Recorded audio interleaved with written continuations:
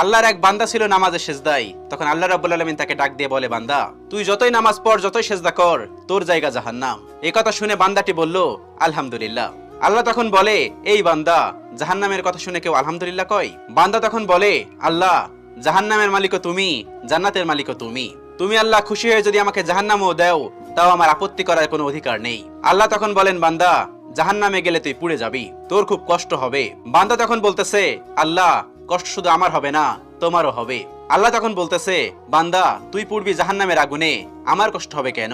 বান্দা তখন বলে, আল্লাহ, কোনো মায়ের কোল থেকে যদি কোনো বাচ্চা পানিতে পড়ে যায়, তাহলে কোনো মাই দূরে দাঁড়িয়ে থাকতে পারে না, দৌড়ে গিয়ে বাচ্চাকে কোলে নেয়।